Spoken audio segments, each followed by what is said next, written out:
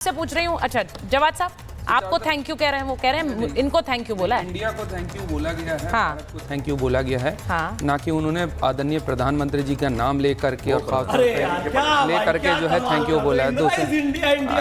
फैज भाई 2 मिनट रुक जाइए।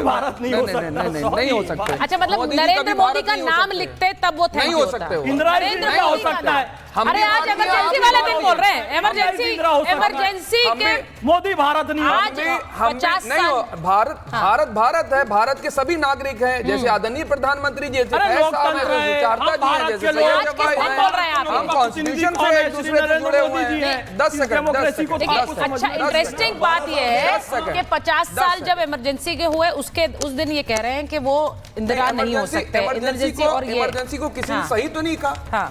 और मुख्य विपक्षी पार्टी दल के नेता आदरणीय राहुल जी ने भी एक बात में कहा कि जो इमरजेंसी ठीक चीज नहीं तो इंदिरा नहीं हो सकते हैं नरेंद्र मोदी, लेकिन तो इमरजेंसी सही नहीं थी तो किसने लगाई थी? ये बात तो पूछी जाएगी ना भाई, ये बात पूछी जाएगी कि नहीं पूछी जाएगी? अघोषित है नहीं, ये बात आज तो अघोषित वाली अलग डिबेट है, आप उसमें घुस जाइए। अघोषित है, उस समय घोषित थी। 10 सेकंड बैठकर खुलेआम बोल रहा और घोषित हो गई। उस समय मीडिया चल रहा था, किसी को गाना गाने का अधिकार। बताइए 19 महीने के लिए जेल में पत्रकारों को परेशान करा, इस दौर में भी करा गया। उसको जो है करें। सुचारता जी इसलिए कह रही है क्योंकि सुचारता जी रिपब्लिक भारत के अंदर है। अगर जिस दिन इंडिपेंडेंट जर्नलिज्म को लेकर के सुचारता जी माइक लेकर के खड़े हो जाएंगे हर मीडिया पे। भाई सुनिए, आप दोनों इस तरह से बात करेंगे, मेरे व्यूअर को समझ आना चाहिए। मेरे दर्शक देख रहे हैं, एक मिनट, मेरे दर्शक संजीव जी एक मिनट भाई, मैं अपने दर्शकों के बारे में सोचती हूँ, मुझे मेरी पूरी कोशिश होती है आपकी हर एक बात मेरे दर्शक तक पहुंचे, क्योंकि मेरे दर्शक ही तो सबसे अहम है इस शो में। वो देख रहे हैं आपको, आपकी बात जानी चाहिए।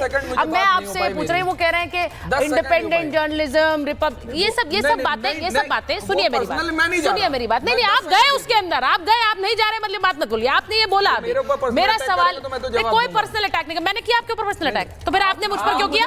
आपने मुझ पर क्यों किया? अब ये वाली इमरजेंसी माइंडसेट आप ही का है, देख लीजिए, ये इमरजेंसी माइंडसेट आपका है। अब अपनी बात बोलिए। दूसरी मैं बात कर रहा हूँ, अभी जो हम लोग सीज फायर के ऊपर जो बड़ी लंबी चौड़ी डिबेट कर रहे हैं, दीपक वोरा साहब भी हैं। सीज फायर का उल्लंघन होगा और जितने भी देश है ना वो अपनी अपनी पोजीशन डिसाइड कर रहे हैं। ठीक है, बहुत जल्द आप देख लीजिए, यही अमेरिका जब अपनी बात से पलटेगा और पूरी नेटो को लेकर के, यही हमने इराक के दौर में भी देखा, यही अफगानिस्तान के दौर में भी देखा, और बहुत जल्द जो अभी पोस्टरिंग करी जा रही कि सीज फायर हो गया, क्योंकि अभी तक हमारा ऑपरेशन सिंदूर जारी है। ठीक है, अभी तक सीज फायर की जहां तक हम लोग बात कर रहे हैं, आने वाले वक्त में देखेंगे ईरान के ऊपर अपनी अपनी देश जो है पोजीशन डिसाइड करके चढ़ेंगे और यही डिबेट हम लोग बैठ के करेंगे।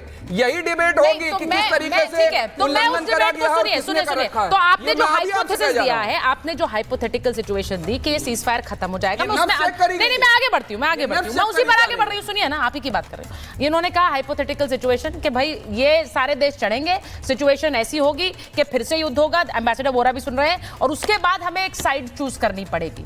तो मैं आपसे पूछ रही हूं कि जब आप ये कहते आए और जब हमने रूस यूक्रेन के अंदर भी अपना स्टैंड बड़ा क्लियर रखा है, हमने जेलेंस्की से भी बात की थी, हमने पुतिन से भी बात की, हमारे हित जहां है हम अपना हित देखेंगे। तो मैं आपसे पूछ रही हूं संजीव जी, क्या ये हमारा हित है कि हम इजराइल के साथ अपने रिश्ते तोड़ दें?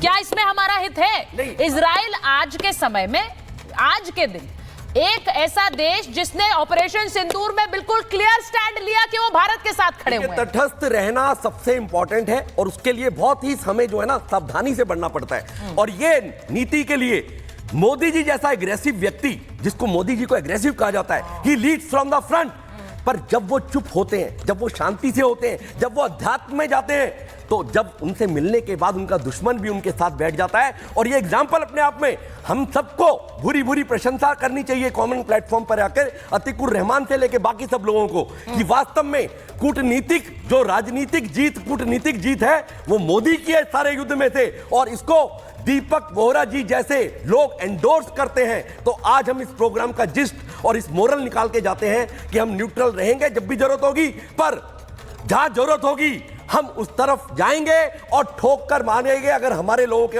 ऊपर कोई इशारा करेगा, उंगली उठाएगा, तो मोदी जी बहुत बढ़िया तरीके से बढ़ रहे हैं। देखिए ना, मुस्लिम कंट्रीज होते हुए थैंक यू बोलते हैं। कितनी बड़ी बात है। मैंने कहा, थैंक यू बोलते इसीलिए मैंने कहा अतिक रहमान साहब, आज सुनिए, इसीलिए मैंने कहा कि जब 7 अक्टूबर का हमला इजराइल पर हुआ था, तब उसके बाद भारत ने उसकी खुलकर निंदा की थी और कहा था ये हमला आतंकवाद है, ये बिल्कुल बर्दाश्त नहीं होना चाहिए। तो इजराइल ने भारत का थैंक यू कहा, आपने कहा देखिए थैंक यू कह रहे हैं, आप तो इनके साथ खड़े हो गए, ये इजराइल के पाले में, इजराइल थैंक यू बोल रहा है। उसी तुलना से आज ईरान थैंक यू बोलता है, तो क्यों नहीं कहते आप ईरान के साथ खड़े हैं, क्यों नहीं बोलते हैं आप अतिक रहमान साहब? संजीव जी, आज संजय राउत जी ने आरएसएस के लिए एक स्टेटमेंट इशू किया है, आपने देखा? आप जरा जवाब दीजिए ना संजय राउत जी का। वो आपसे कह रहे हैं कि आरएसएस को ईरान से कुछ सीखना चाहिए, मोदी जी को ईरान से कुछ सीखना चाहिए कि वाहिद एक कंट्री ऐसी पूरी दुनिया में है जिसने ट्रंप जैसे इंसान को मुंह तोड़ जवाब दिया है। ये होती है कूटनीति संजीव जी। और संजय राउत जी की बात का जवाब दे दीजिए। और आप आइए, मैं बोल रहे हैं मोदी जी को इस बात का जवाब दे रहा हूं। मुझे ये बताइए अतिक रहमान साहब, मुझे नहीं पता है कि फॉरेन पॉलिसी भारत की संजय राउत डिसाइड कर रहे हैं, पहली बात मुझे नहीं पता है। दूसरी बात ये मुझे प्रिंसिपली इस चीज से दिक्कत हमेशा रहती है कि वो लोग जो बाकी देशों की नीति को तो वाह वाह कहते हैं, अपने देश की नीति को गाली देते हैं, उन्हें हमेशा समस्या रहेगी सर, उन्हें हमेशा समस्या रहेगी। आपको अपनी नीति गलत लगती है, आपको लगता है भारत घुटने टेक रहा है, लेकिन ईरान खड़ा है, टेररिस्ट स्टेट है, उसके साथ देना। अक्टूबर 7 को अगर आपने कंडेम किया, ईरान की पत्रकार है, अपने देश के प्रधान का सपोर्ट करती है, अपने देश का सपोर्ट करती है, वो शेरनी है। ये सुचरिता जी बैठकर अपने देश के प्रधान का सपोर्ट करती है, अपने देश का सपोर्ट करती है, गोदी मीडिया है। वाह रे वाह, दोहरा मापदंड, अपने देश की एंकर को, राष्ट्रवादी एंकर को आप मेरे साथ नहीं सकते, और शहर इमामी अपने देश के लिए काम कर रही, दूसरे शेरनी का है। इसी बात पर हमें आपत्ति है कि आप अपने देश के हक में नहीं बोलते। हाँ, आपको ये नहीं पता था स्टूडियो के अंदर एंकरिंग करते हुए बम चले थे? ये मानवता थी इजराइल की। इसी में दोनों तरफ से इतनी कुव्वत नहीं हमारे स्टूडियो में बम डाल सके, बम बरसा दिए। पाकिस्तान के बावजूद भी अगर कोई हमारे स्टूडियो में बात कर रहा है तो आप इंसानियत का तकाजा खोल रहे हैं साहब। शेरनी है, आपको इंसानियत का तकाजा नहीं पता, देश के हित में बोलती है, देश के प्रधान के हित में बोलती है, तो वो राष्ट्रभक्त है।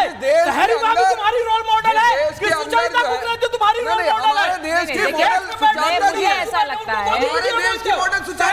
सुनिए हम इंसानियत की मानव, अभी तो देखिए इस वक्त मुझे बस ये लगता है, मुझे बस ये लगता है विवेक जी इंतजार कर रहे हैं। एक सेकंड जवाब साहब, एक मिनट रुकिए। देखिए विवेक जी, मैं एक बार विवेक जी के पास, अरे भाई देखिए पर्सनल नहीं, ये पर्सनल का अटैच मत करा, विवेक जी के पास जा रहे हैं। विवेक जी का लास्ट कमेंट दीजिए। शांति शांति शांति विवेक जी, अरे विवेक जी सच में शांत हो गए भाई,